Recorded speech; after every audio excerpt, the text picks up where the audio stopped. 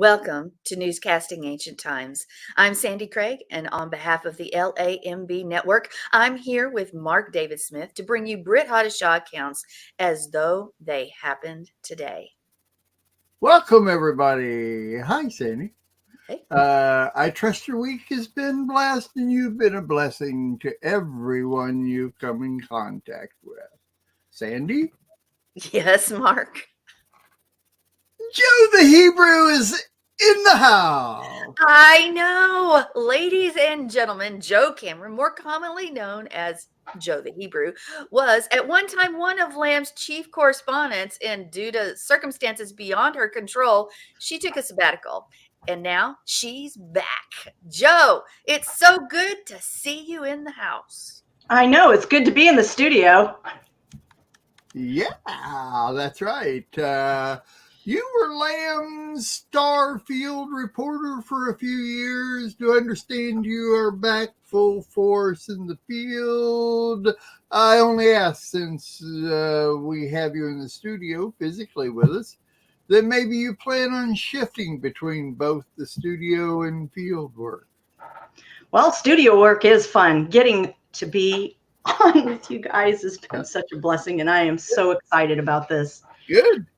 Oh, it is amazing. And yet I must confess, being in the field is extremely rewarding, especially when I now get to hang out with, of course, you two. It's great. It's awesome.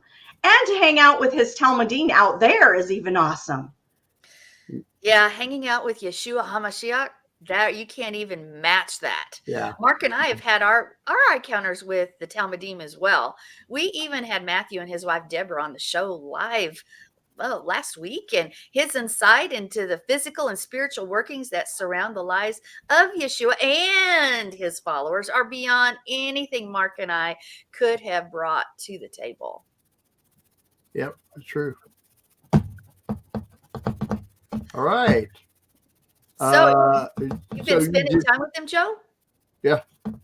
I've only begun to spend time on the road with them, but I find that since my decision to recognize Yeshua as Messiah, the way I read and interpret their walk and Yeshua's teaching has changed. Yeah, Sandi and I have had exactly the same experience.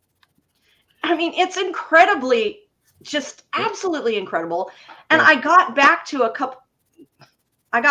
a couple weeks ago and asked for this assignment. I mean, I'm so excited to have this assignment with you guys. Yeah. And in fact, it is what brought me back to Lamb, informed me that they had lost a field reporter. I'm so sorry to hear that. And since they respect the work I'd done before, they wondered if I knew someone who would be interested in living and traveling with this group to report the encounters. Yeah. And I've watched your previous articles and wow, on Yeshua, and have to admit your reports caused me to want to go further into this. And I quite, I'm touched by several of the stories about Yeshua and the two of you brought to light. I mean, it's just amazing. Well, it took Mark and I a long time to be convinced that he's truly the Messiah. It took a long time. Yeah. Now that we've seen the light reveals all so vividly. So what have you got for us, Joe? Oh, wow. Well, only 3 days ago, I was with the Talmudim when they questioned Yeshua about a man who had been blind from birth. I did the best I could to keep records and notes. I got them right here. Everything you could write down about their conversation. This is what happened. The Talmudim asked Yeshua, the rabbi, who sinned, this man or his parents, to cause him to go blind, to be born blind? And Yeshua answered, his blindness is due to neither his sin nor that of his parents. It happened so that God's power might be seen at work in him. This is just so amazing what happened. As long as it is day, we must keep doing the work of the one who sent me. The night is coming when no one can work. While I am in the world, I am the light of the world. Having said this, he spit in the ground.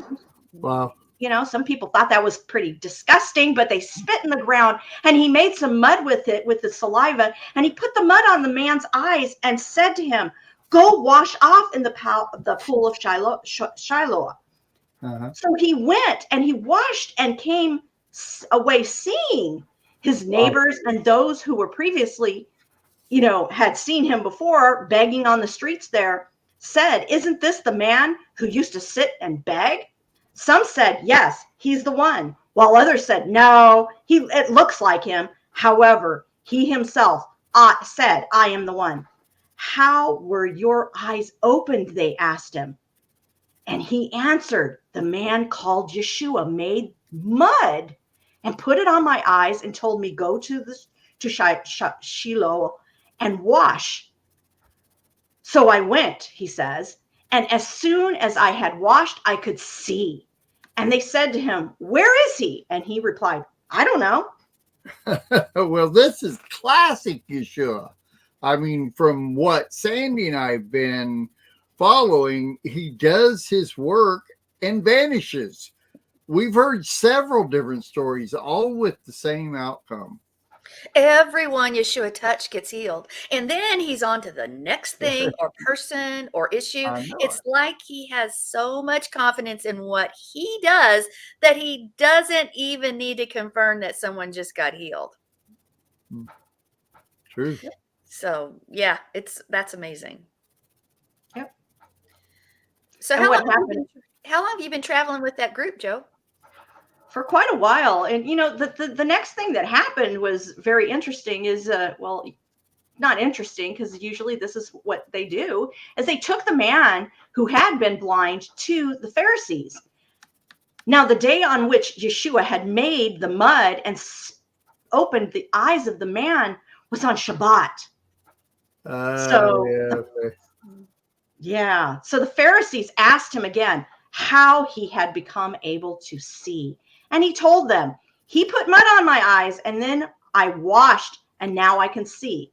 Oh. At this, some of the Pharisees said, "This man is not from God, because he doesn't keep Shabbat." But others said, "How could a man who is a sinner do miracles like these?" And there was a split among them. I mean, literally a split. They were sitting there arguing.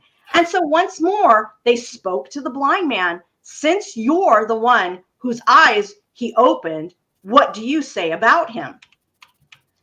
The man was a little fearful, I believe, but yet he replied, "He is a prophet."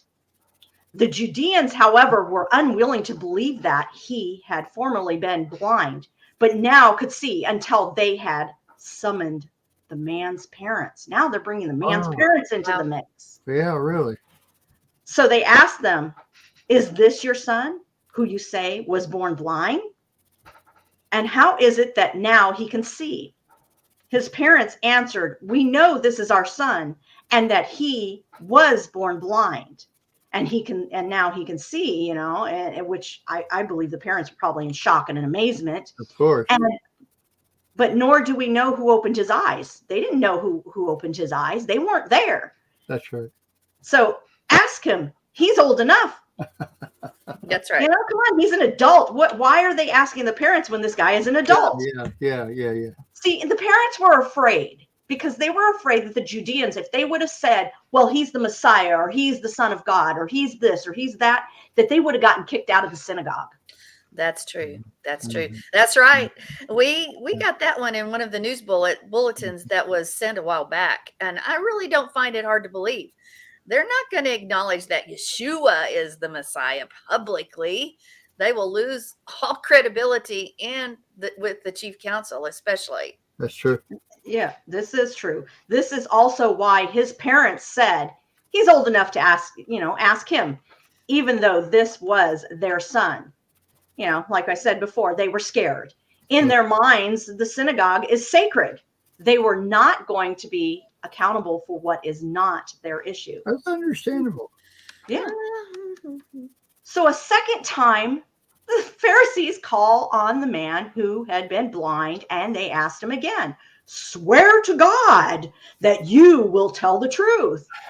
We know that this man is a sinner. Wow. First of all, how do they know this man's heart? How do they know Yeshua's heart? I don't understand that. That's kind of, I was sitting there humming and hawing about that, and I put that in my notes, by the way. Oh, but And so they asked him again, and he says, what did he do to you, and how did he open your eyes? And the guy said it. He says, he's looking at them going, my God, I told you already. I gave you the answer. You're not listening. Why do you want to hear it again? Maybe you too want to become his Talmudim. Oh, I think this made them mad because Oh, yeah. they rallied at him. And you may be as his Talmudim, they said, but we are Talmudim of Moshe. I mean, whoa, the yelling and the screaming we got there. Oy vey.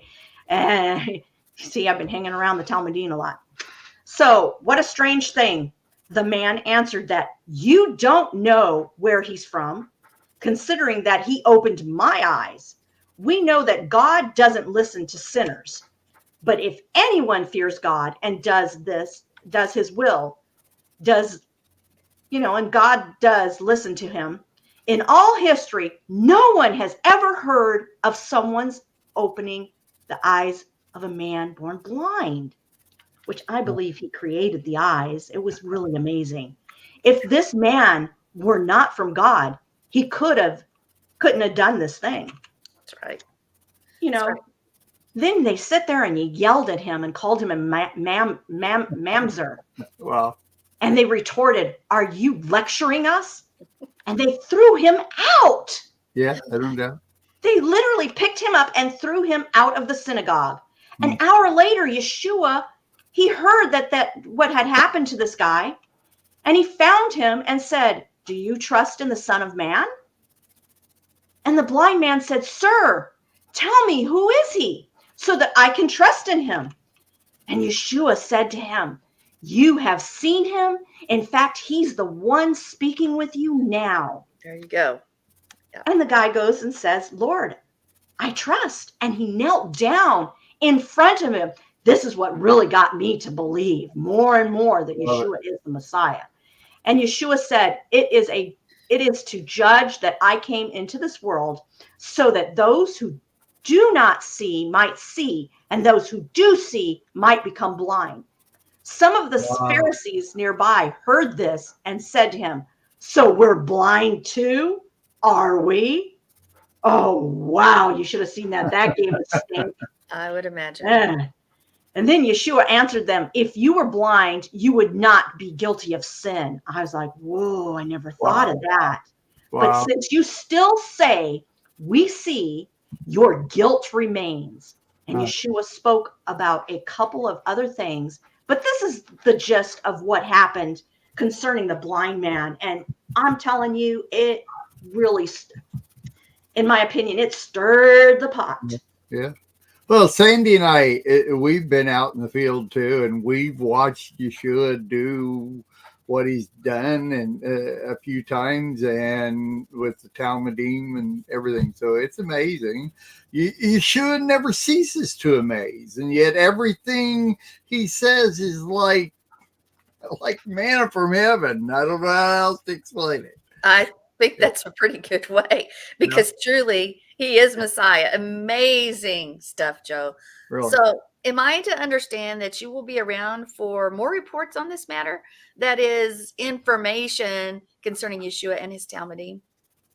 That's what I understand. Lamb has contracted me to bring as much as I can and when I can.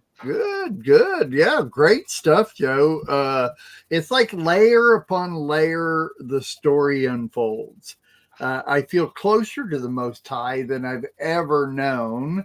I find that I seek more and more of whatever this man has to offer. His words are life and light. Every day my walk with the Most High continues to develop. I do seek more, but I find that it is more that I need more of whatever Yeshua brings to the table. I agree. I too can't wait for more of what you'll be bringing to us, Joe. Oh, thank you for having me on your show today. This has been a new experience for me, and I like it. I really like it. I pray the Father will open my eyes to see the world as He sees it. And I have now found that Yeshua is the one who will bring me that truth. Awesome. And He is pretty awesome. Well, please keep the reports coming, Joe. Yeah, Thank I you. agree. Keep us updated. Thank you. More. We need more of Yeshua. What's next, Mark? Well, for right now, next is next week and whatever comes across our desk. That's what we'll report, Sandy. Well, let's hope someone's documenting all these things Yeshua is doing here on this planet.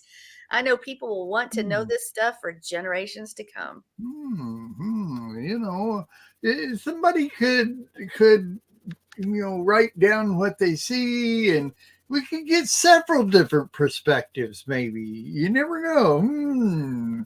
I'm thinking for eternity. I'm thinking the world needs Yeshua for eternity. Maybe it will be written in the future, Sandy. Mrs. Craig, where do we go from here? Say it. Be blessed and be a blessing to everyone you come in contact with. That's it for this edition of Newscasting Ancient Times. I'm Sandi Craig. And I'm Mark David Smith. Shalom.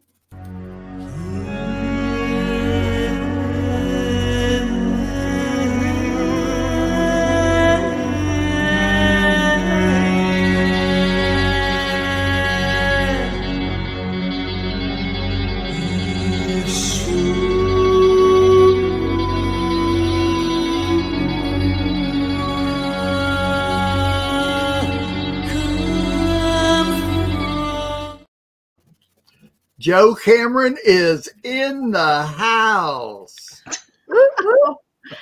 Man, you have me talking a lot. I know it. I thought while I was writing it, but I thought, she'll do great on this. I didn't. You did a great job, Joe. When I first saw it, I was just like, Home Alone. Yeah, I don't know. Yeah. Well, it was fun having you in there too. It was fun. It really was. I practiced. I was sitting there going, "Well, Father, if I mess up, just give me the words of what I need to say." Yeah, Sandy and I are pretty good at catching things and re-centering things and word and stuff. So right. We've been doing this a little while. I think this is like 28 or 29 of these we've done now. Wow. Yeah. It's amazing. I've kept track of these. I've had fun watching them. I watch if I don't watch them live, I'm watching the archives. So cool. If you're not watching these guys, you got to watch them. Yeah. And I think they'd be great for kids. Well, I'm going to make a web page for just them so that they're in order and you can come in and watch them randomly. They stand alone. Each one of them stand alone, but my favorite one is still when the Israeli IDF came and arrested Yeshua for making wine at the wedding because, it's like illegal alcohol there. And that was my funnest one. You have two versions of that one because you have the one at Sukkot and the one. Oh, yeah. So you have two versions. We did that one. Well, I'm sorry. What'd you say? And John's in there on that one. So yeah, Joe, we did a couple of them. I brought the scripts to Sukkot of a couple different ones, and John played another part in there, and he just did great. It was like he just flowed right into it. It was so good. It was fun. John's a character, though. You gotta love John. He's all right. My mom, to this day, she still talks about John and Sukkot when we went out there, and she goes, "Oh, I just have so much fun with him." She goes, "Do tell him he's my other son, so let him know." So sweet. She's adopted him. Speaking of John, he he called me at 5 o'clock yesterday, and he said, "Sandy," he said, "I can't come home. I've got to work all night." He said, "I have to get these reports in. So hopefully," he said, "they're due, and I got to get it done so we can get paid." So No. hopefully he was able to keep his eyes open all night. I have a question for you guys, and this is going to take some thought. And I already think I know Mark's answer, but I saw this presented and I thought, that would be an interesting question for us to look at.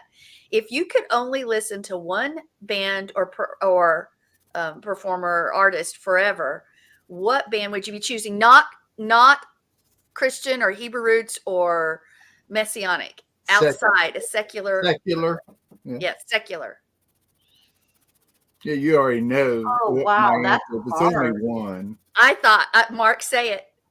Bob Dylan. I know. Yeah. You know who I would probably choose, and it'd be either Neil Diamond or Lionel Richie. I don't know. See, Neil No, Diamond. Okay, I have to tell you why.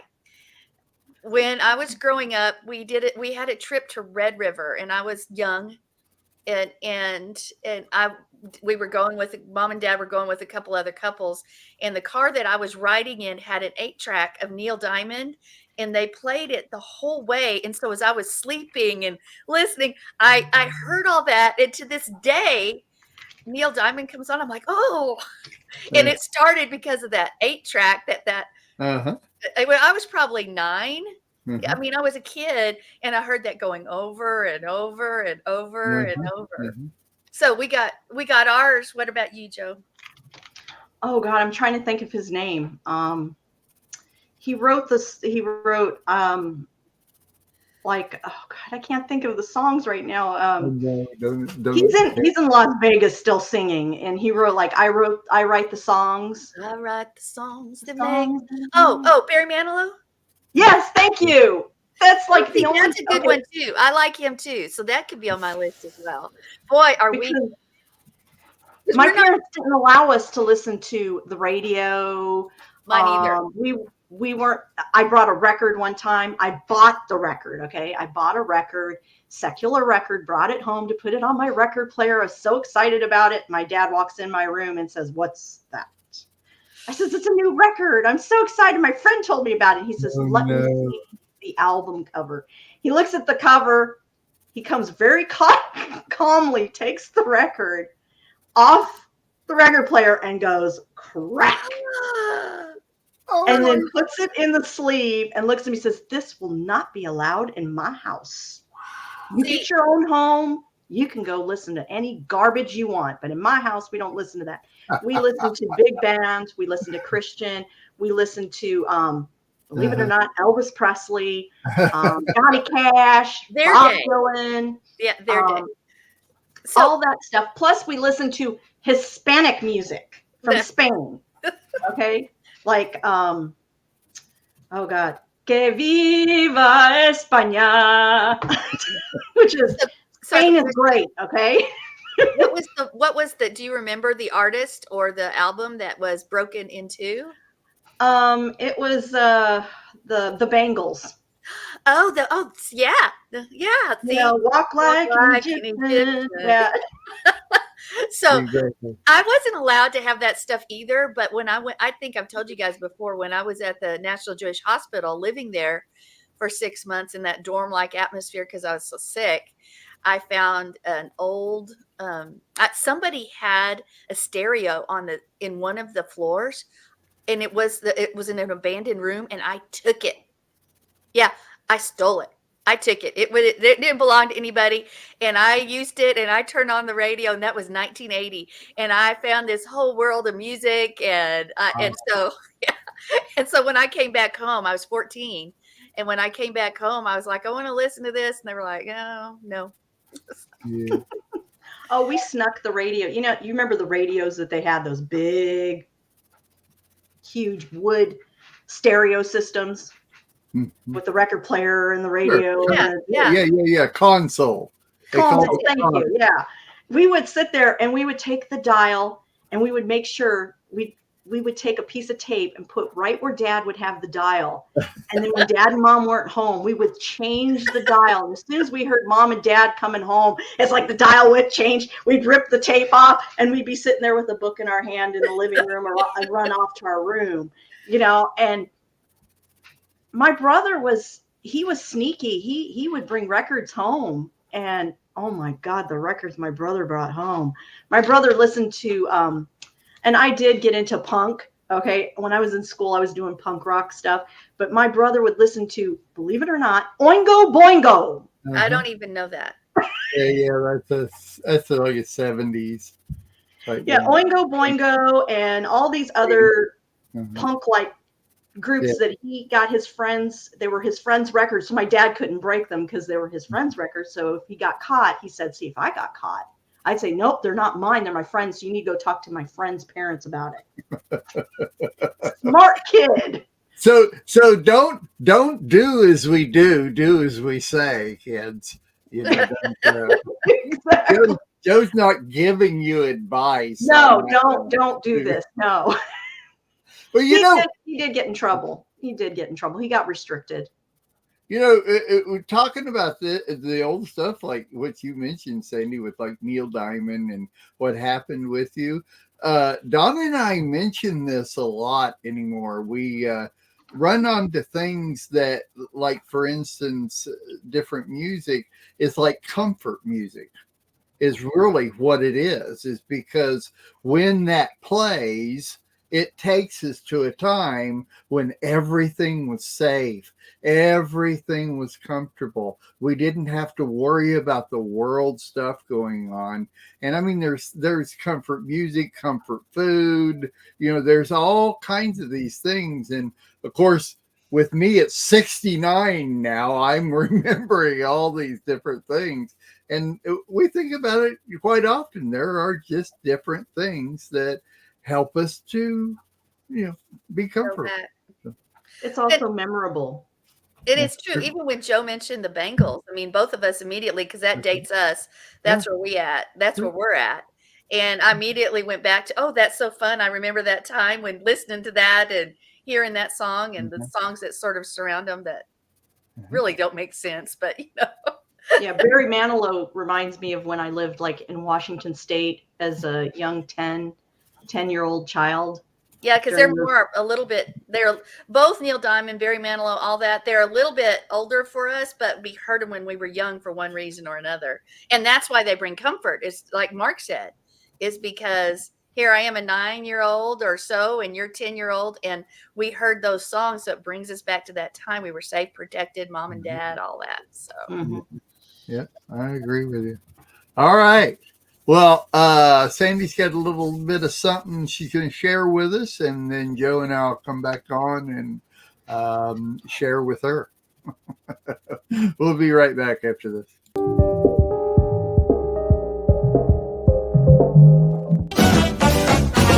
We'll be dancing in the streets, dancing at his feet, dancing in the streets of gold.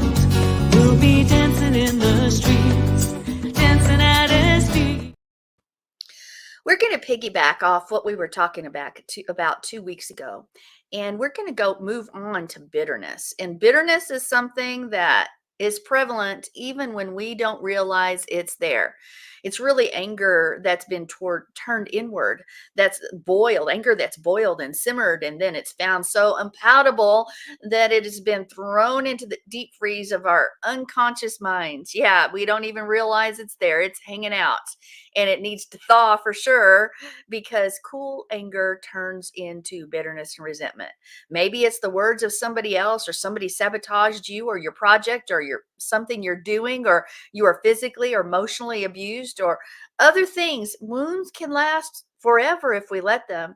I can't tell you how many times as a pastor I hear people continually referring to things that happened so many years ago. Well, they hurt me. Well, this hurt me. And they don't get over it. Oftentimes it's because there's something familiar just hanging on to that memory, and they don't even know how, or maybe they don't want to. when we have this annoying tendency to leak out at inappropriate times, things that just happen, upsetting good relationships and disturbing our dreams, and it's filled us with this vague discontent, that's bitterness. Maybe it feels like we faced injustice, and but whatever it is, it's this deep-seated resentment at whomever or whatever is upsetting us, and it's cold, and it's gonna destroy us.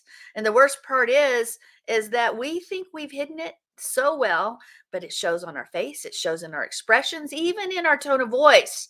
And it results in things like indigestion, insomnia, back pain, headaches, heartaches, heart attacks. We can go on from there. Physical manifestation because of the feelings and the emotions of the anger that's been turned inward, that's turned into bitterness and resentment. Yeah, it messes with our bodies, our mind, and our spirit. We can't forget that. We're going to go to Hebrews 12 through 17. And I'm going to actually read it out of a different version this time because it really sort of puts some life into it, but it's very similar to the other versions. It says, so take a new grip with your tired hands and strengthen your weak knees. Mark out a straight path for your feet so that those who are weak and lame will not fall, but become strong. Work at living in peace with everyone, and work at living a holy life, for those who are not holy will not see Yehovah. Look after each other so that none of you fails to receive the grace of Elohim, which watch out that no poisonous root of bitterness grows up to trouble you, corrupting many. Make sure that no one's immoral or godless like Esau, who traded his birthright as the firstborn for a single meal. You know that afterward, when he wanted his father's blessing, he was rejected. It was too late for repentance, even though he begged with bitter tears. Here we see that root of bitterness that defiles us and makes us useless. We actually, when we are carrying around this stuff, we lose the anointing and the inspiration from Yah because we can't even hear correctly, or maybe we can't hear at all. It keeps us from receiving his blessings, and it causes all of this sickness and arthritis and heart disease. And the big thing too is it hurts other people around us, and it opens the door for Hasatan to take a bigger grip on our lives, and even to try to reach through us to get a hold of other people. It's like bindweed. I don't know if you guys have it in your area, but in our area, bindweed's a big deal. It comes up, its root is so deep that you can't really ever dig it up, and it's hard to even kill it. But it will wrap itself around any plant or object, and chokes it, and chokes the life out of it. And no matter how hard you try to get rid of it, it just doesn't seem to go away. We're not going to stay there for long, but I do not like bindweed because of those very things. But bitterness has a root just like that. It goes deep, deep down, and it's hard, maybe even impossible without Yeshua to get rid of it. It's like a seed or a thought that grows, and you womb it in your mind, and over a period of time, it just gets bigger and bigger, and an attitude begins to grow up in your life, or a thought, or even just when you hear something or see something, an immediate reaction that's out of your flesh, not out of your spirit, that's not thought about. It spreads and contaminates everything in your life, and you can't get the thoughts out of your head. You can't get that incident out of your head, and you view and treat others with that very root, and you don't even realize you're doing it. It's a mask, it's a cover, but it has an ugly face. And to willfully allow roots of bitterness to grow in your life is like knowingly let the enemy coming in, the Hasatan, to just come in and take over and affect everything around you, because it's like a wave. It's not just you, it is everything around you, everyone. This discontentment, this resentment, this murmuring in your heart, it grows and grows and begins to cover and affect everything around you. That's what bitterness does. So you try to catch it at the very beginning and remove it so that it doesn't root deeply in you. We've got to do it, folks. And if we haven't done that, then we may have to have some help to get rid of what's there. Because if we could shine a light in a room full of people that would show bitterness, I think we would be surprised at how many of us are actually carrying that around. Because when things on the outside have contaminated the things on the inside, it affects us. This root, it takes a lot of work to get rid of it, but we've got to do it. No matter how careful we are, when life seems to beat you up time and time and time again, this thing can creep in and take hold in your life. It can take hold, and And we can't let that happen. So one thing that makes us hard to identify it is because we can easily spot it in others, but we have a hard time seeing this thing in our very own lives. We don't use the word bitterness for ourselves. No, we'll say things like, well, I'm just cautious, or I'm careful, or I'm not angry, I'm determined, or I'm ready. If you don't call it what it is, you aren't going to be able to deal with it, folks. It is what it is. Do you have walls up? Do you have these feelings, these caution flags? Guys, there's a very likely chance there's a root of bitterness there, because you need to deal with the why, not that reason. Okay. Well, stop making excuses for yourself. It's not going to help you. When you don't deal with bitterness, it continues to grow, and it wants you. And it contaminates your judgment. It contaminates everything that you see. You see things through false eyes, and you judge accordingly, because there's a wall of expectation, and nobody's going to be able to cross that. And if you know what, if you allow that bitterness in, then you aren't even going to be able to relate to people and have relationships that you need to, because you have developed other things, roots and judgment and walls and things that people can't climb over, around, or even get through, because everything is seen really as it isn't. And we can't talk about bitterness without going back a few Torah portions ago and talk about marah. When we see that root, that Hebrew root marah, we can recognize it immediately. We see things like Miriam, Mary, those things. And when they were at Marah, and they had bitter water. Yeah, we can immediately go back there and think, well, that story, what does that describe to us? Well, let's just briefly go there for a moment. And on our way there, let's look at Matthew 13, 2, and it says that offense can steal the word out of the heart. Okay, we remember that. Proverbs 18:19, a brother offended is harder to be won than a strong city, and their contentions are like the bars of a castle. So I want you to hold those two ideas in your mind as we go to Exodus 15:23, because that is very familiar since we just crossed that. And it says, and when they came to Marah, they could not drink the waters of Marah, before they were bitter. Therefore, the name of it was Marah. Okay, 3 times we hear that. 3 times. Does y'all make mistakes? Why would he do that? Why did he give us this story 3 times? Well, I'm going to give you a story of a woman who was meticulously making breakfast for her husband. And he had 2 different kinds of eggs. So she scrambled, and she worked hard at scrambling the eggs. He had 1 scrambled and 1 fried. I know that's different, folks, but this is what happened. So she worked hard at doing both, and she took the time and she scrambled the eggs to perfection and fried the other one just as she knew her husband would like it, or liked it. And when he looked at it, he frowned and said, "You fried the wrong egg." Really? But aren't we like that? Don't we pick something apart and find a reason to criticize? Root of bitterness, folks. Yeah. And that's sometimes how we treat Yah. So let's go back to bitter. Miriam. First, we need to look at that word. And the pictograph is revealing a person of chaos with his mind. Bitterness is essentially disordered existence. Wow. Chaos in your life? Does chaos exist around something or someone, or maybe everything? Take a look. Disordered existence. Bitter. And actually, there are 3 possible roots when you look at this word. And one is found in the Hebrew and the Aramaic, and it's room, and it means to be high, exalted, and prideful. Can't tell you how many times that pride keeps us from doing what we should do. Asking forgiveness, saying I'm sorry, recognizing those things in our very own life, because we're perfect, right? No. Another possible word is marah, which means to be bitter in the sense of being rebellious, contentious, and fault-finding. Are we fault-finders? Do we pick things apart? Do we say, you're not telling me what to do? Who do you think you are? Rebellion? Contention? Wow. I think when we look at these, we can find these things in ourselves probably more often than we would like to. And the third one, marah, is bitter in tasting. Okay, so go back. Now they came to Marah, where they could not drink the waters of Marah, for they were bitter, and therefore the name of it was called Marah. Okay, 3 times. 3 times.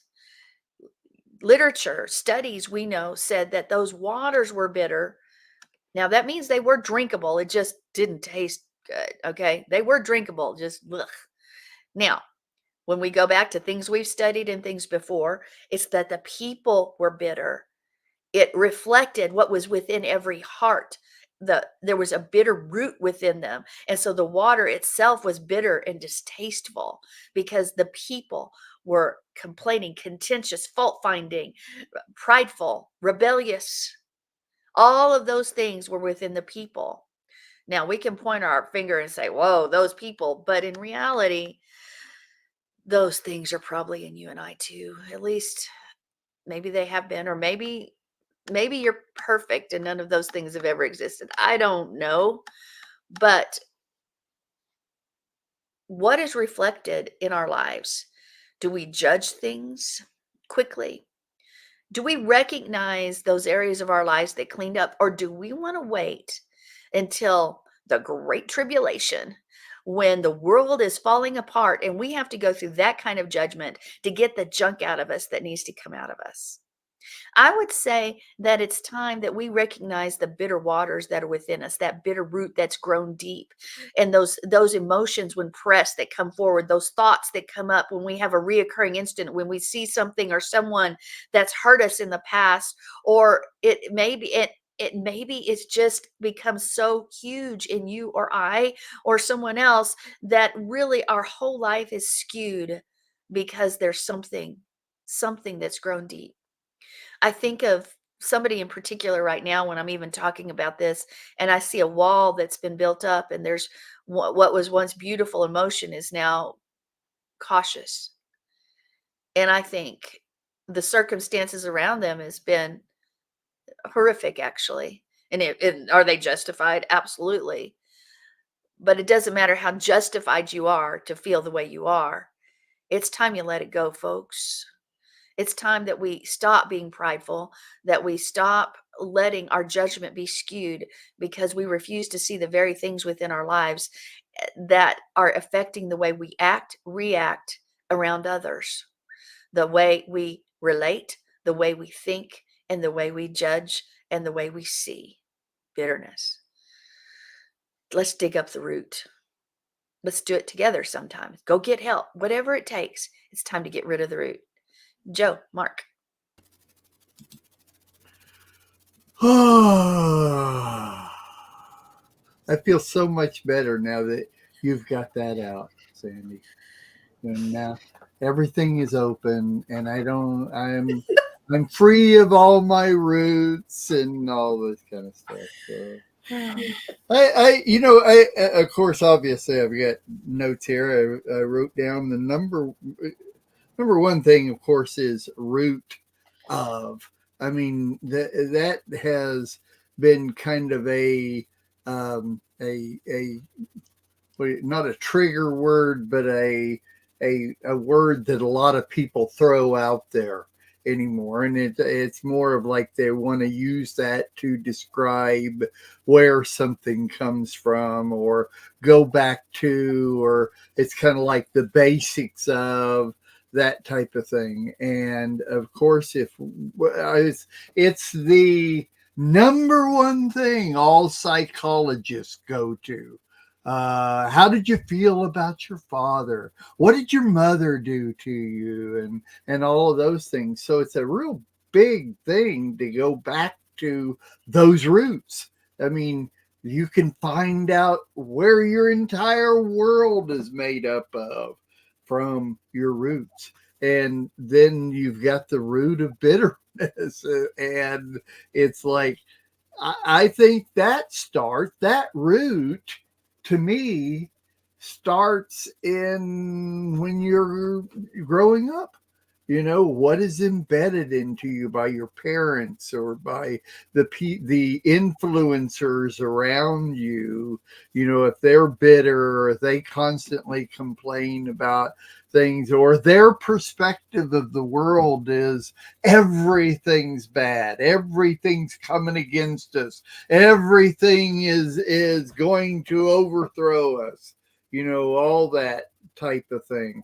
I think those roots cause us to think a certain way, have a certain perspective of life, and then what was it you said? It grows.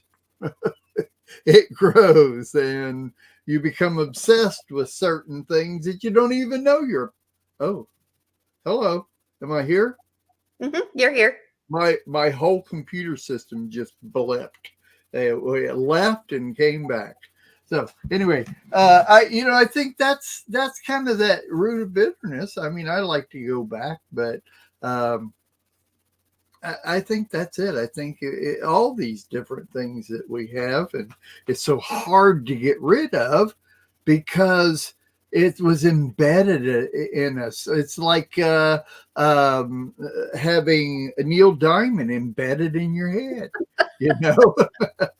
And it's kind of that same thing. Only most of the things that we're embedded with growing up or influenced by are so hard to get. They're the hardest things to get rid of because they've been there for so long and they become your way of life. You don't even think about it when you do it.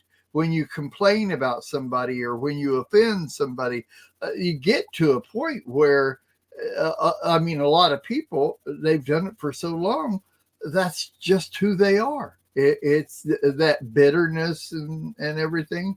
It's just who they are, and it's to a point where unless somebody points it out to you, then you don't even know you got it. I don't think most people know that they have a root of bitterness. I really don't. I don't think most people realize that when they talk to people the way they do or they treat people a certain way, they don't really get it. But see, that's why we have to do our own heart examination. And honestly, you're right. Those things can become so deeply rooted, you need deliverance. And because it's a spirit. I mean, it becomes a spirit, a stronghold, and it brings in friends. And their deliverance does need to come, but we don't recognize it. But that's why we've got to swallow our pride and start looking inwardly at our own lives. And I'm talking to myself. I mean, we are responsible for us. Cannot change anyone else, just us. So we have to examine our hearts, or Yah will. And that's going to be when he uproots that stuff in us, that when we were unwilling to do it ourselves, that's going to be a little bit harsher. So this is the reprogramming handbook. The reprogramming handbook. It's too bad most people don't start with the handbook and then don't need to be reprogrammed later on. But that's the way I see it. Joe. You know me, I go back to the garden. You have this weed that goes so deep into the ground, like Mark was talking about the root. It goes so deep in the ground, and then it starts to spread, and it starts to choke the plants.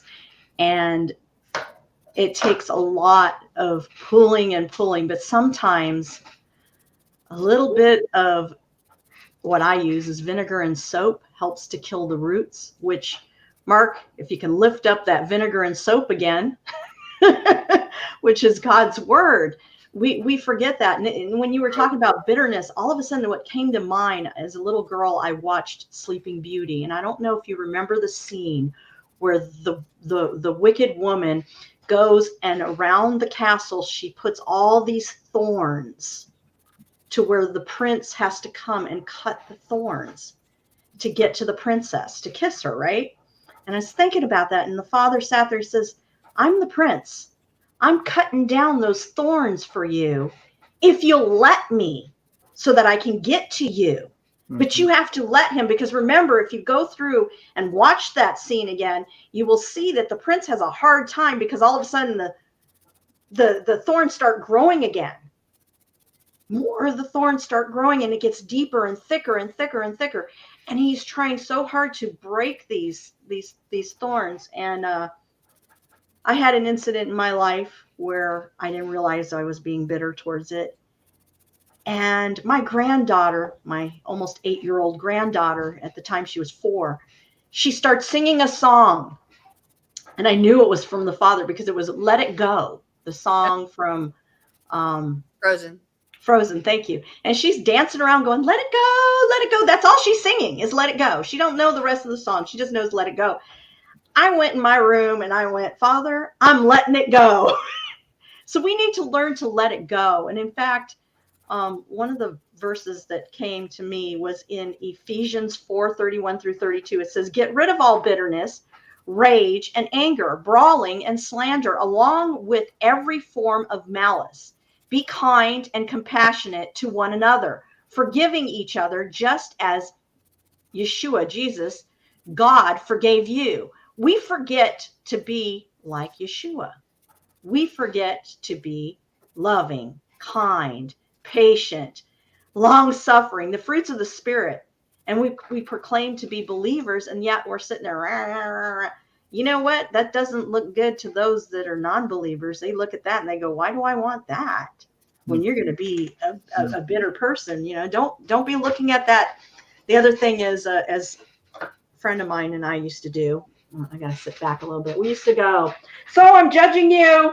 I'm judging you. If you get what we're doing is we're putting that big plank in our eye. As a joke, we were joking around about it, but we were being serious as well because we were trying to remind ourselves we still have that plank in our own eye, and we better go look in the mirror and remove that first before we go looking at everybody else. And what would Yeshua do? It's that simple. What would Yeshua do? Yeshua didn't have bitterness when he was beaten. Yeshua didn't have bitterness when he was spat on. Yeshua did not have bitterness when they put the crown of thorns upon his head. Yeshua did not have bitterness towards the soldiers that sat there and nailed him to the cross. Yeshua did not have bitterness when they whipped him and laughed at him and mocked at him. He did not have any bitterness. He looked up while he was on that cross suffering for us, and he said what? Father, forgive them, for they know not what they do. And the last thing I'm going to say is a memory from our sister, Sherry Flanagan. She used to say, girl, when you have that bitterness towards someone, you start praying for them. No matter if you're gritting your teeth, just grit your teeth and pray for them, because eventually you're going to start loving them. That's right. And that's one thing that I took from my sister, and I still run with it, is pray for someone. That person that you're bitter towards, pray for them. Because guess what? When you're praying for that person, you're forgetting about that bitterness, and God is able to go and take that sword and start cutting down those thorns. Yep. Very good. Very good. Yeah. I don't know how many times I've told people, I've said, pray for the person that has upset you. Pray for them. And eventually your heart, even the way you begin to pray for them, and don't just pray under your breath, pray out loud, because your tone, you'll notice that your tone will eventually change because your heart will change. But here is the big problem is pride. I think the biggest thing in dealing with bitterness, once you recognize it's there, or we even know that's not true, because even when you refuse to see that it's there, it's pride. It's pride. Because we refuse to ask forgiveness and we refuse to say, I'm sorry. And I know, Mark, apologize. And I know we've had a program on that. But I'm still one who believes that you do both for relationship. Even if you believe you're innocent, you still do both for relationship. And usually not everybody's innocent. Usually everybody plays a part, even if it's perceived incorrect. But we grow bitterness because we lack forgiveness. And we forget that he who has been forgiven much loves much, but also that the word says, if you're not going to forgive and let that go, then why am I going to do that for you? We've got to remember that parable. That's good. That's good. You said once you recognize, and there's really I think is really that what I want to say, decision, turning point, all those different things. But it's so what happens so many times is that once you recognize really where the problem is and what you have to deal with. So many times people justify what they're doing instead of changing, instead of going a different direction, or praying for the person, or whatever really needs to be done.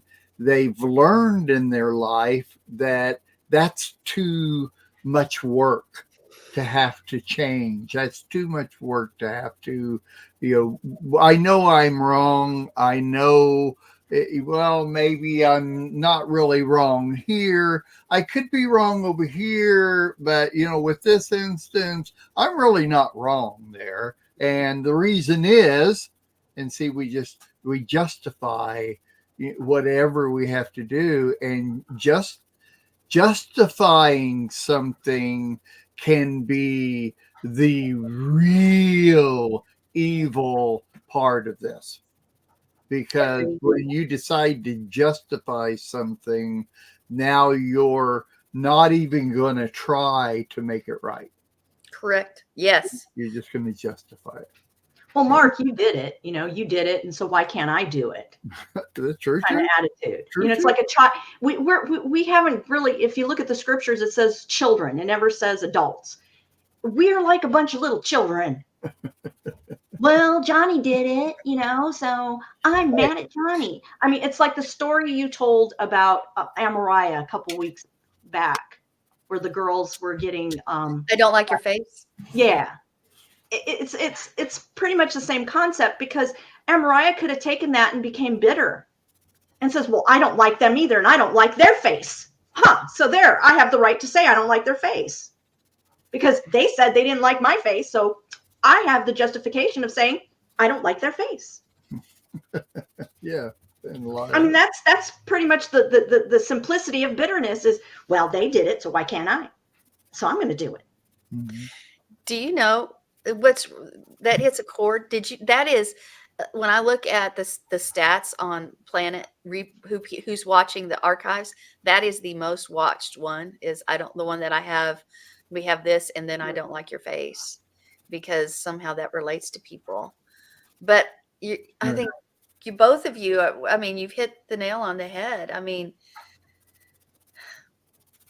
all I can say is times are so short. We just have to work diligently at maybe pulling things back in our own lives and examining our hearts deeply, so we can work on getting rid of that stuff before other things happen.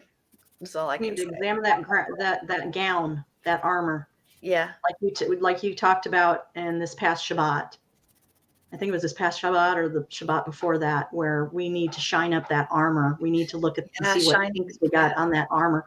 And we forget to do that because we're too busy looking at everybody else's clothes or armor or glasses or well, look at that guy's hair or whatever. We're so focused on everybody else, we forget to focus on ourselves and what we need to do. And the first and foremost thing, from all the way back to Genesis, all God asked was listen and obey. Boom. Listen and obey. And do we listen and do we obey? No, we don't. We're like little toddlers running around doing what we want. We need to do do a Barney Fife. Nip it in the bud. Nip it in the bud. Yeah. And Mark, I don't like your face.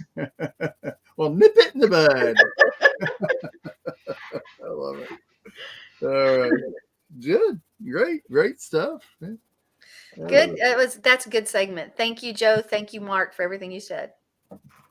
Oh, every once in a while it's halfway decent. So, we're there. All right. We're going to talk a little about other stuff. We'll be right back. We'll be dancing in the streets, dancing at his feet, dancing in the streets of gold. We'll be dancing in the streets, dancing at his feet.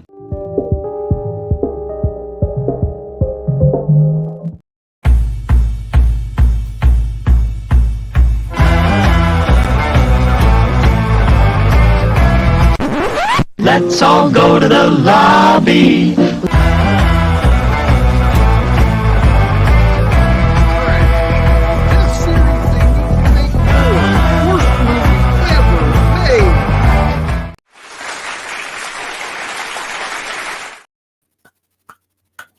That's my favorite one because it puts me up on the movie screen. So. I And know. my only chance to ever be on the movie screen, so. It's a good one though, Mark. It is. It is a It's a good good one. one. It's fun when I like that.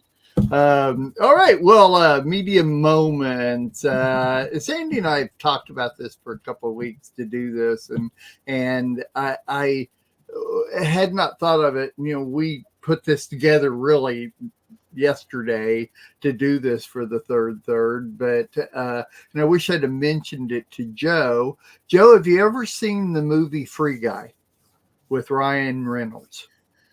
No, I don't think No, so. you haven't. Well, The title doesn't bring any memories. yeah. So no. Sandy and I have both seen it, and I'm going to talk a little bit about it so I can explain it and explain kind of our segment for this third is about artificial intelligence.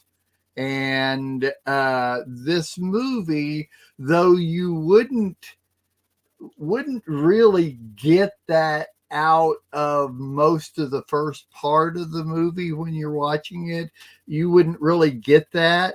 But then as the movie goes on, it starts developing the story and you realize what's really happening. And every one of us, so to say, have played a video game. Okay. Some of us have played more than others. Okay, Sandy, so you've seen people play video games. And you're a character. I mean, once you're running the controls and everything, you're actually one of the characters in the video game. And then there's all these other things and other characters in the game, but they aren't real. They're just part of the game to make the game better. Because you don't want to just play a game and you're just there and really all you're doing is doing this. They've got, other characters in the game. Well, that's what this movie's about. Is basically it's called Free Guy. It's Ryan Reynolds, and it's got Ryan Reynolds is the main character, is running through, and all these different things are happening like they would in a very avid video game. Things are going around and everything. And Ryan Reynolds is he's in a bank. He works in a bank, and he's the same as everybody else. But then you find out that he's not actually a real person playing the game. He's actually one of the characters in the game. But what the programmers of the game have done is they've allowed their AI to just figure out what to do with the game. And so what happens is the AI takes Ryan Reynolds' character and makes it so he can start thinking like a human, because isn't that what is programmed for AI, is to learn and think and reason and be able to figure things out and that type of thing. So you find out as it goes along, you get farther down, you find out that Ryan Reynolds' character is not even real. He's another character in this part of the game that has now started to reason things. He's making his own decisions. He's doing things that the other characters can't figure out. Why are you doing this? This is not what we do in the game, type of thing. The guy. Yeah. And it's interesting because it's really, in a fun way, revealing what is really going on with the whole artificial intelligence world in general. It's what's happening. I mean, Free Guy's good, but it's so interesting because, well, I real quickly, and I really was gonna do this, but I want to share this real quick. Entire screen. Where is this at? I got that over there. Okay, it's over here. Uh, so let me share this with you. For instance, like here's the poster from Free Guy. You can see all the different things. By the way, Ryan Reynolds is.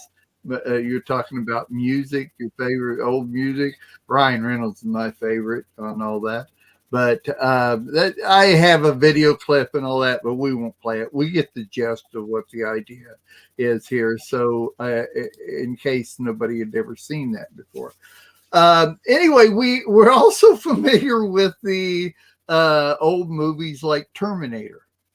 And if you're not familiar with them, the whole concept of this whole series of movies is that artificial intelligence has taken over years before and developed its own robots. It's developed its own whole culture, and it eventually takes over everything and takes over the earth. Well, it's interesting to me that it's more and more. Let's just say a year ago, there was so much controversy. And even Sandy, you and I even talked about this. There was so much controversy. Even the big shots were all saying that they should be scared of this because you don't know what's going to happen. And I actually think it was like September. August. Yeah, it wasn't that long ago. It was last year that we did this, and they were coming out, and it was on the social media shows and all that kind of stuff. And they were a big hubbub about it. But now, just say 6 months later, it's nothing but positive. Everything's positive. Aren't you glad this has got AI, so it's going to make it so much easier on you? Aren't you glad AI is involved in this? I just saw an interview with somebody that is a copywriter. That's what she does for a living, for a business.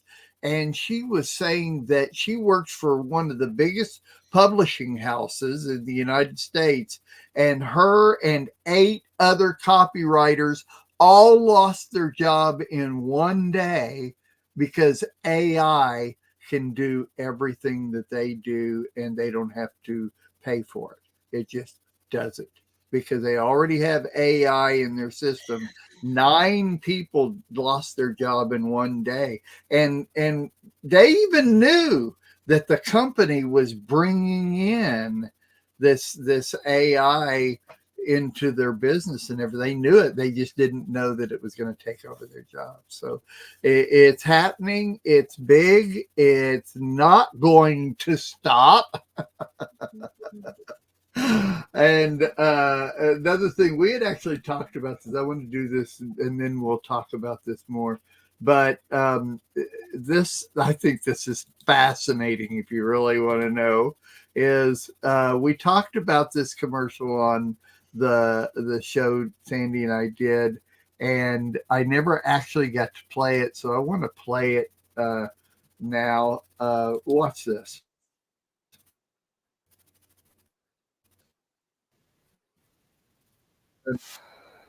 Start over. There you go. Stop screen. I'm sorry, I didn't put sound on. So I want you to be able to hear the sound on this. Share audio tab. I guess that's okay. How interesting. Okay, I hope this works. Hope you're able to hear this. I'm going to play it. Tell me if you don't.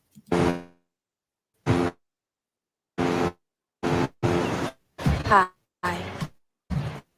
it's me.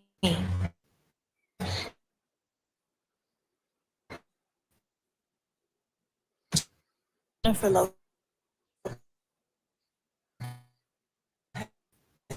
Chief celebration of his virgin. Oh my, sorry. It went out on you. It ate up my bandwidth. It ate it up, and I'm probably real low right now, aren't I? Yeah. Let me just shut that off. Oh no. I don't want to reboot. I'm so sorry. Let me take this off. Let me get this out of here. Well, I was Okay. going to say, while you're doing that, I know now that if you watch commercials closely, you'll see there's AI instead of people. So now, I mean, we already had computer games, so the computer were the people. But now, I mean, you can tell right now, you can still tell which ones are the AI a little. If you look closely, you have to look closely. But your commercial actors are now oftentimes just AI. Mm-hmm.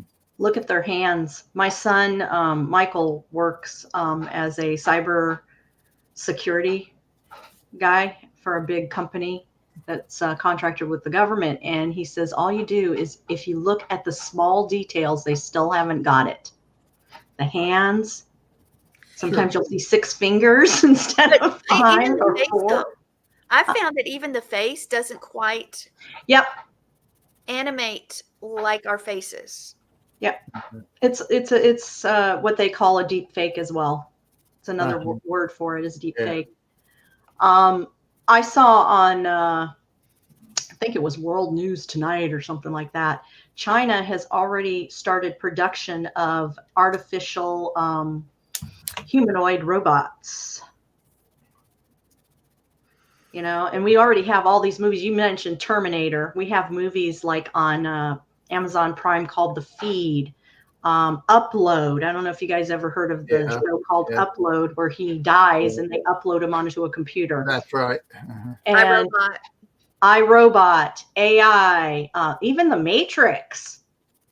You know, you're plugged in. Don't you trash my Matrix. Don't you say anything bad about I like the movie. I like the movie. Don't get me wrong. The movie's good. You're right. But I'm just saying that these are the things that they have put in. And, you know, the other day I watched with Dave, the black and white version of 1984. And it was kind of interesting because they were using the radio frequencies, you know, to brainwash the people and do what they did.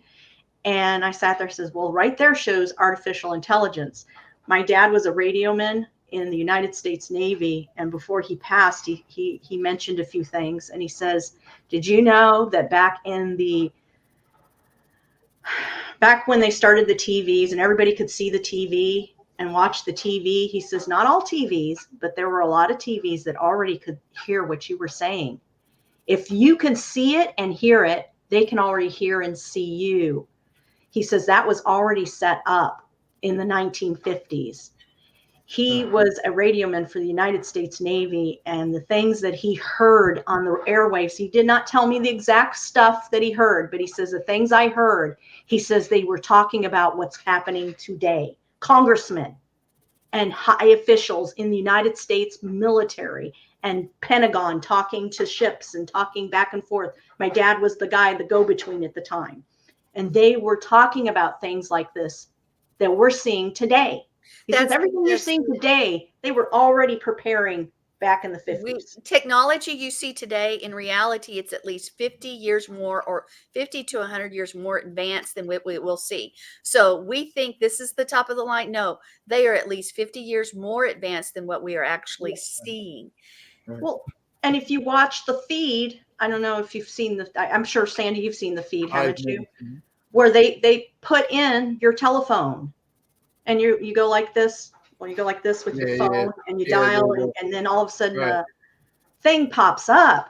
They already have that. Right. If they're showing it to us in a movie, they already have it. Just like, remember the 1960s, we got Star Trek. Yeah. You know, now we've got these things. Yeah. They were flip phones. Generation, Star Trek, Next Generation. But I think one of the things that is very cautionary that you see in Free Guy is that once the AI first didn't know it was just AI, it thought it was real, human.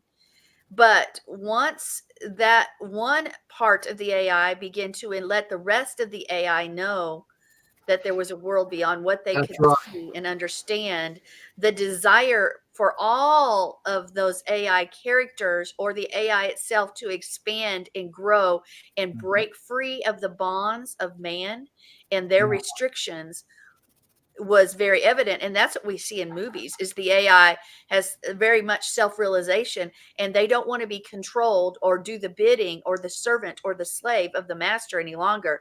They want to be their own. But what's the next step that comes after that, which we've seen in movies, in so many movies, that the AI wants to be the master, and because they are perfect, they do not make it does not make mistakes in its thought process or in its calculations. Therefore, since we are fallible, that the AI must be the lead and we become the servant. That's And like iRobot.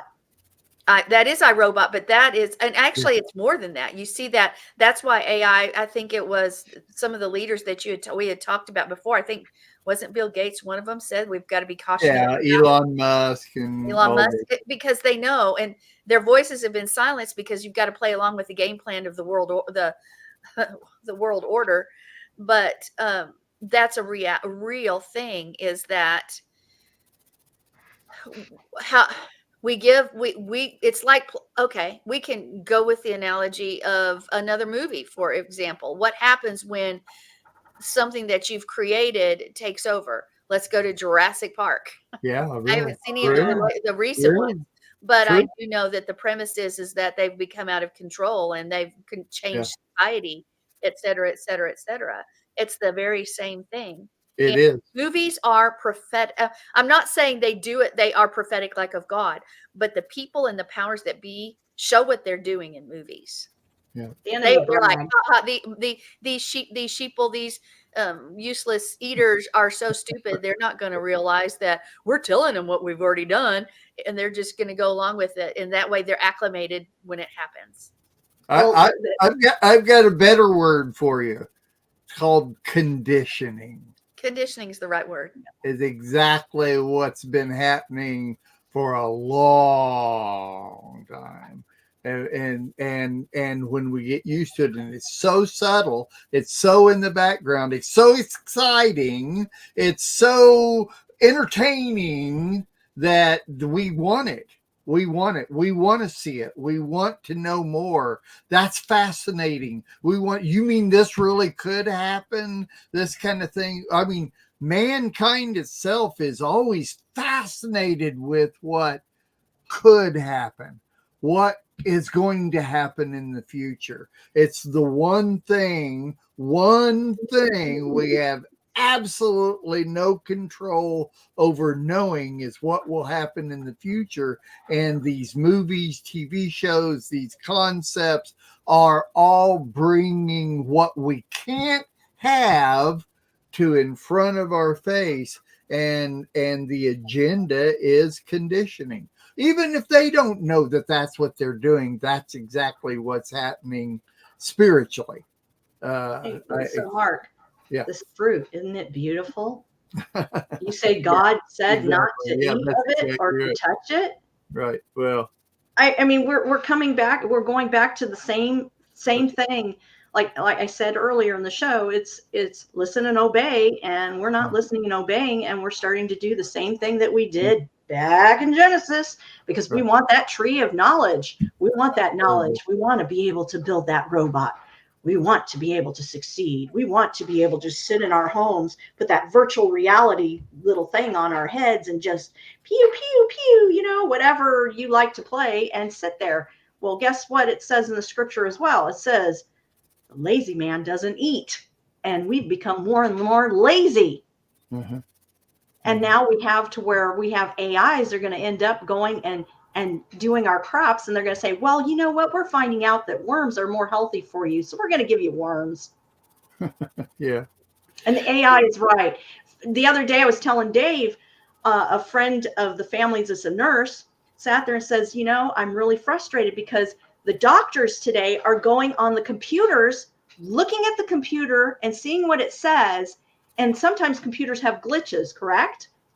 They do. And this one guy, for example, she says, this didn't really happen, but she gave an example. She says this one guy had come in for an issue with the stomach, and the doctor walks in and says, yeah, we're going to have to amputate your arm. What are you talking about? I came in here because of my stomach. No. Here on the computer, it says we got to amputate your arm. Yeah. been big mistakes in the hospitals because of that. Yeah. I've actually heard Sure. from other people in the medical field that doctors are no longer able to diagnose because they became so reliant on computer and just trusted that on their own the art and the learned thing of diagnosing and other things is now gone in most doctors. They don't have that ability because they're not even trained that way anymore. They're not even trained. So you don't have a true diagnostician when you go to the hospital. They're not using their brain that God gave Yeah. them anymore. They're Interesting. using an artificial intelligence to tell them what to do, what not to do. Here soon, they're going to start telling these things are going to tell us, okay, it's time for you to go to the bathroom. Now it's 8 a.m. You got to go take your shower. Okay. And we're going to be like robots. Okay, let's go there then. This is another movie, and I'm being Mark today. The Island. Yeah. Remember The Island? I don't know if y'all have ever seen it, but they Wasn't. every day that the computer was monitoring every part. Oh, well, you can't have bacon today because your sodium's too high, or you can't do this. So everything. Well, you do need to go to the bathroom now and do that. I mean, literally every part of their lives was monitored and looked at and compared, etc. Of course, there were other purposes behind all that, but that's not the point. The point is that they've shown us that wouldn't that be the ultimate goal, is to control you and everything you do? Because they only need so many people to serve them, to work the fields for them, et cetera, et cetera. That's why the agenda is to get rid of so many people, is because they tax the system. They just need so many slaves to serve the higher powers that are running the show. Sure. How do you do that? You get rid of the person's free will. Your free will is right here in your brain. This part of your brain is your thought process, your decision process, and everything. So what are they going to do? They're going to get rid of your free will. They're going to sit there and they're going to put something there. And that thing there is not just going to be some mark. It's going to be something that's going to change you. It's going to make you almost into an AI, to where you're not going to be able to think. You know where I want to go. I'm not going to go with that right now. But anybody when you've had certain things pushed into your body, it is now proven. It's not any kind of theory. You have now become a receiver, and you can see that on Wi-Fi. The people that are living are now Wi-Fi receivers because what was put into their body by choice. Some were forced. Exactly right. Yeah. But don't you think there's a reason for that? Don't you think there is a reason that now we have the capability of processing or being a receiver for AI information, for other information, for computer information, et cetera, et cetera? People have, and to control, you said to control right here. People willingly have given up the control of their own lives because of fear and because of threat of what could be or may not be, or whatever they say. And when you grasp a hold of that, I mean, that's what's happened in our nation too. You give up freedoms because of the threat that might be, or what the society tells you. Oh, you better give this up, or this could happen, or this could happen. Just turn it over to me and I'll take care of you. You mean like Minority Report, where Tom Cruise walks into a store with somebody else's eyes and they go, oh, Mr. Smith, or whatever the guy's name, or Yakahona or whatever, and says, you would love these jeans. You would love this. You would love that. And they don't even drive their own cars anymore. Everything is controlled. And we go back to even George Orwell's book, 1984. Right. He sat there and wrote it years ago, I believe he was trying to warn the people that, hey, this is happening, and I'm going to write the book to try to forewarn the people, but no one's listening, because we've, like the blind man that the thing with the blind man, Yeshua sat there, says, they will not be able to see even though they see. They will not be able to hear, even though they hear. They won't be able to listen because their frequency has changed, because they changed it with like what you were talking about, okay? To where they have a different frequency. It's like when you go on a CB radio, you got channel 22, that's the channel you're on. That's our channel to go, channel 7 is connected to God, and and man goes to channel 2026 now. You know, Yeah, 1 that's minute. what we're doing. 1 minute. We got to finish. Go ahead. So, Go ahead. Finish it. I was just saying that it's like different channels, and man has taken his channel and removed God from the channel. I agree. It's a good way to look at it. You bet. Sandy, any other last words real quick? Oh, I could go on and on, but we'll have to we for could. another show. Huge subject. And it's here, and it's now, and it's today. And you want to look into the future? Just look at AI, and you'll get a good idea what we're looking at. So, very interesting stuff. That's all there is to it. I actually did I had something I couldn't get done in one of my softwares, and I was looking for a fix for it. I typed in, just a brief thing on it, and the next thing I know, the whole page comes up, and I start seeing this type out, line, word by word, letter by letter. And when it was done, it had the exact information I needed in full detail of what to do to go solve it. I did it. It solved the problem, but I had no idea I was asking AI to do that, and it just did it. So you don't even know, and there it is. So, all right, everybody, we love you. We thank you so much for coming and watching the show. Joe, thanks a million for coming on and having fun with us. And Joe is now on Thursday War Room with Judith. And so, are you glad to be back, Joe? Oh God, I missed you guys. Well, we're glad to have you back. And let's say the roller coaster I was on was not fun. Yeah. The only one we're missing is Sherry here today. So of our old. That's right. Here's the next chapter. The next chapter cast is right here. So That's right. All right. Well, we need to get out of here. So thank you, everybody, for joining us, and hopefully we'll be back next week. And thanks again, Joe. Have a great week. Shavua Tov. If you missed the show and you want to watch it again or tell somebody about it, go to the lambnetwork.tv website and go to On Demand. We'll see you all later. Bye.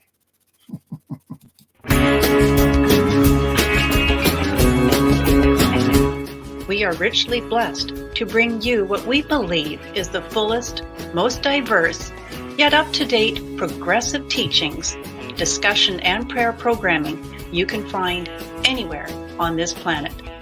Be sure to take the tour of the MessianicLambRadio.com website. I'm Susan Hoogie, thanking you for joining us on the Messianic Lamb Video Network.